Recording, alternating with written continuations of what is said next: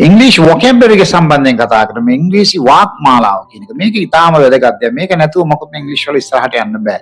ඒතර අතරම වාක් මාලාව කියන්නේ මේ ඉංග්‍රීසි වචන. ඒතර ඉංග්‍රීසි වචන වල තියෙනවා හයි ෆ්‍රීකවන්සි ලෝ ෆ්‍රීකවන්සි කියලා වචන සෙට් දෙකක් තියෙනවා.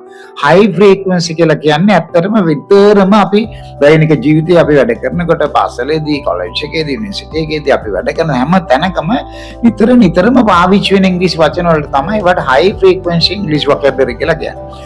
ලෝ ෆ්‍රීකවන්සි කියලා කියන්නේ ඉඳලා හිටලා කලාතුරකින් තමයි පාවිච්චි වෙන්නේ. ඒතර අපි මේ වචන පස්සේ වැඩි එළවලා තේරුමක් නෑ. ඒතර අර මිඩ් ෆ්‍රීකවන්සි කියනවා ඒ ෆ්‍රීකවන්සි එක දෙපැත්තට ඉඳලා හිටලා එන දෙයක්.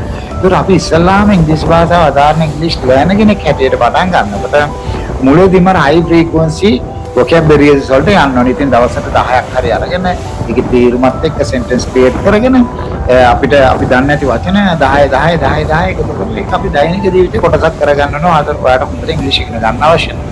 ඒ එහෙම වුණාම මොකද වෙන්නේ? ඔයාලට පුළුවන් ඔය කාලයක් යෑමෙන් ඔයා දන්නේම නැතුව ඔයාගේ ඉංග්‍රීසි අර vocabulary word power එක කියලා අපි කියන එක. ඉංග්‍රීසි vocabulary එක හොඳට හැදෙනවා.